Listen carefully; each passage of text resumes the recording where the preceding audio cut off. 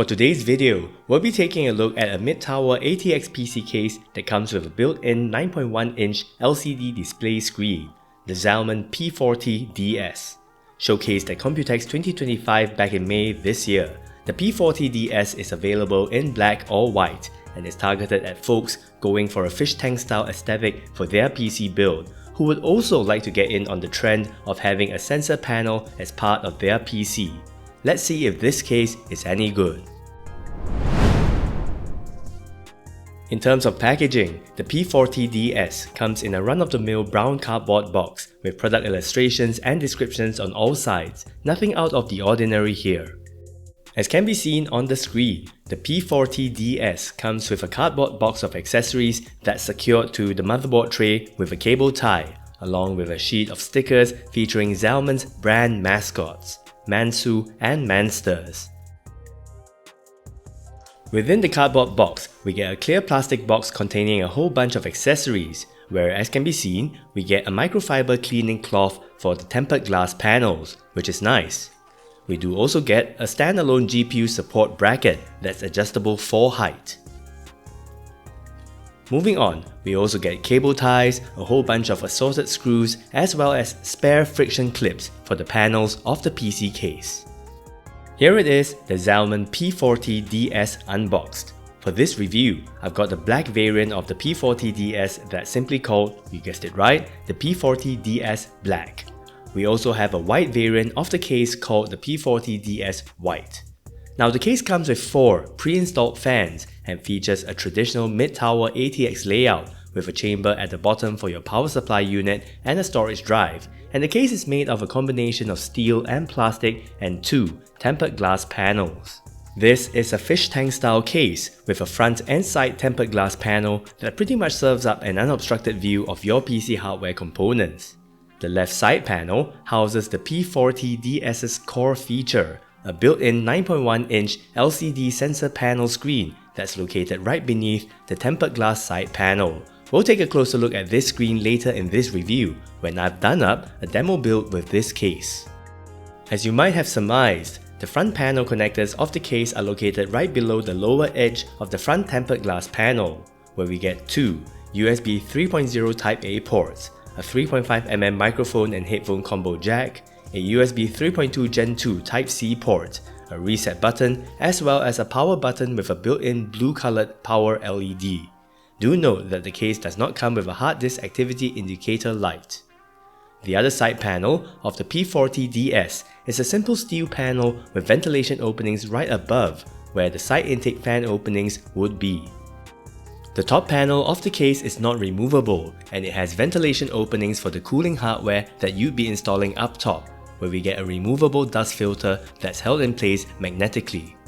The bottom panel of the case has a full length worth of ventilation openings for the hardware that you'd mount in the bottom chamber of the case, such as your power supply unit and perhaps a hard drive, where Zalman's also included a removable dust filter that's held in place magnetically. As can be seen, the case comes with 4 plastic feet with foam-like inserts. The rear of the case is a pretty standard affair. We get lots of ventilation openings, and the expansion slot covers are of the reusable variety. It's worth pointing out that the P40 DS comes with a repositionable expansion slot bracket where you can simply remove and rotate the expansion slot bracket if you're intending to install your graphics card in the horizontally mounted position, which is a nice feature to have for sure. I'll demo this repositioning later on in this video. Let's get the panels of the P40 DS. Zalman's gone with a toolless design for all of the P40 DS's panels, which is great, and they can all be pried off very easily from the chassis. You'll have to first remove the tempered glass side panel, front tempered glass panel, and finally the side steel panel. As mentioned earlier, we get a magnetic dust filter with the top panel, where it can be removed very easily. The same goes for the bottom panel dust filter, which can be removed and reattached easily thanks to its magnets. On a side note, if you're new to the ALK Tech channel, do consider subscribing so as to keep up to date with the latest releases in the PC hardware world. With that, onto the interior, starting first with cooling features. The P40 DS comes with 4 pre-installed fans, where we get 3 reverse blade Zalman ZM AF120R fans with ARGB LEDs, where they have the specs that you can see on the screen.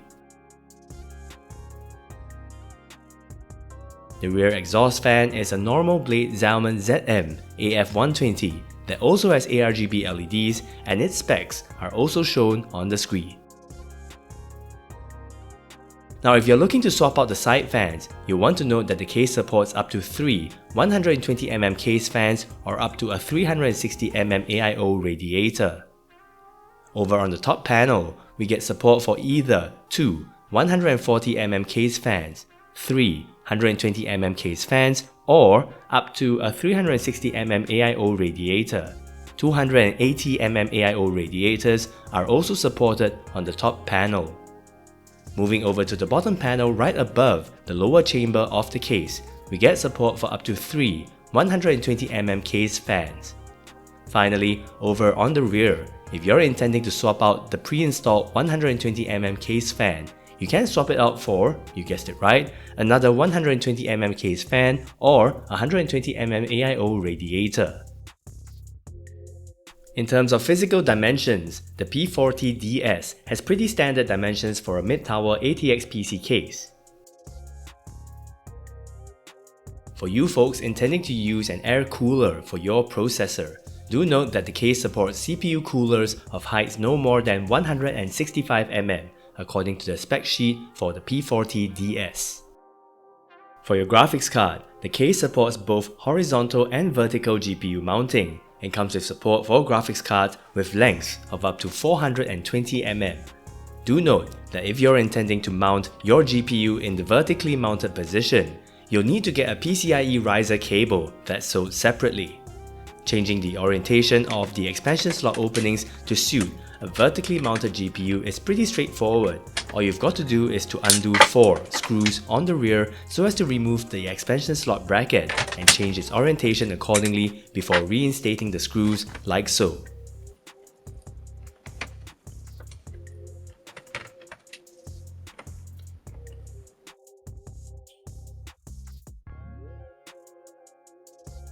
While still on the topic of your graphics card, the case comes with a GPU support bracket that's of the standalone sort and doesn't attach directly to the case.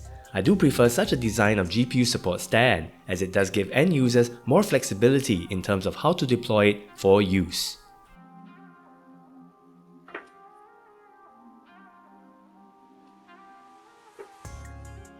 Onto the motherboard tray. The P40 DS comes with support for motherboards with rear connectors, so motherboards from say ASUS's BTF lineup, Gigabyte's Project Stealth series, or MSI's Project Zero lineup will be compatible with this case.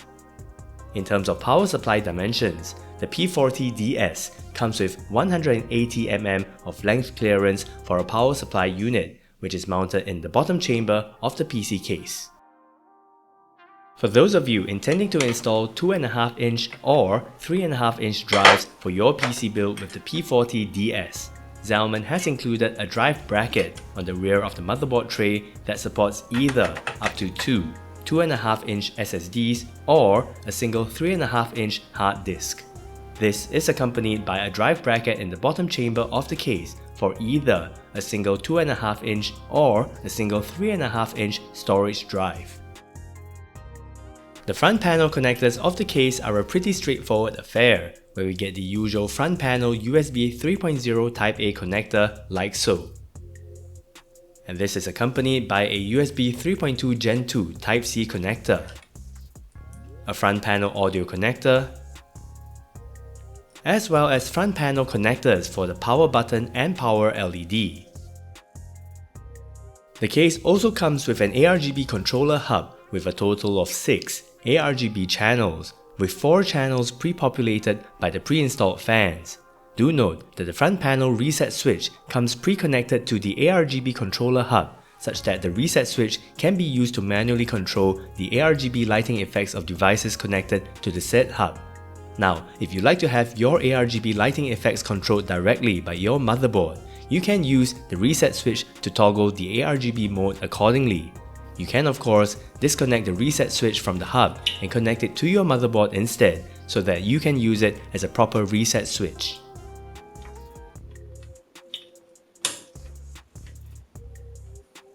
The built-in 9.1-inch LCD screen connects to your PC via a 9-pin USB 2.0 connector, where you'll have to hook it up to the corresponding USB 2.0 header on your motherboard.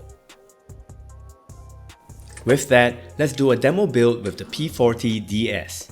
Now, although Zalman doesn't advertise support for eATX boards, I had no issues getting an eATX motherboard, a Gigabyte X670E Aorus Master into the case, where the motherboard standoffs are already pre-installed on the motherboard tray and we get ample space to maneuver things around. To make the PC building process as seamless as possible, you want to make sure to run all the cables that you would like to run through the bottom rubber grommets first before installing the PSU, as running the cables through the said grommets will be nearly impossible due to limited space once the PSU's been installed. It's also worth mentioning that to run the 24-pin ATX power cable to the motherboard from the lower chamber, I've had to remove the middle 120mm side intake fan so as to create space to thread the cable through the appropriate cable routing opening that's found on the side of the motherboard tray.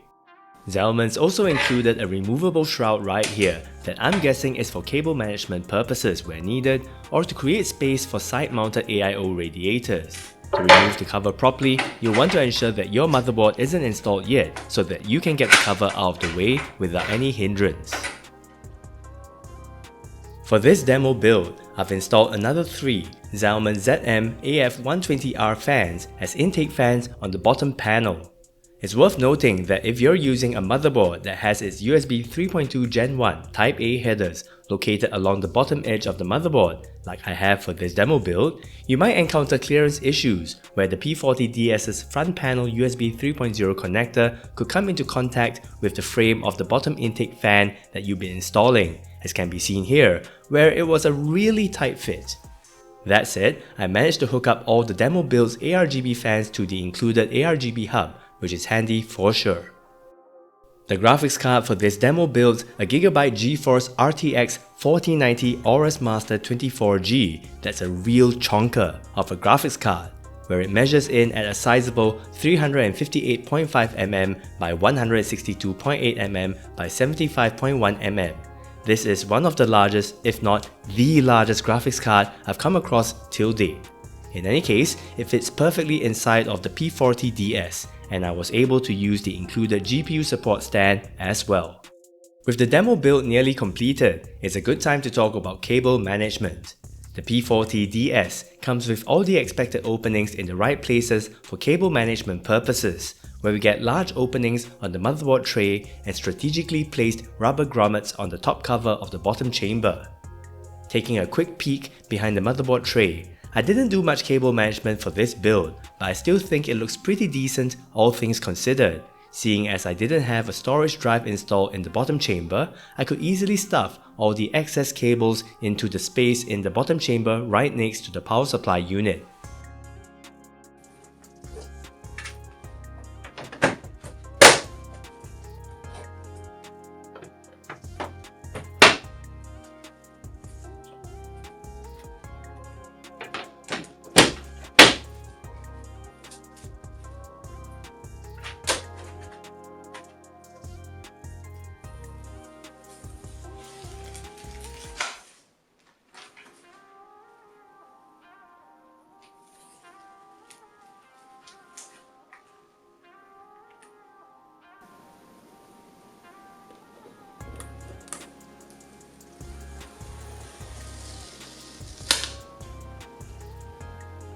And with that, here's a completed demo build with the Zalman P40 DS Black.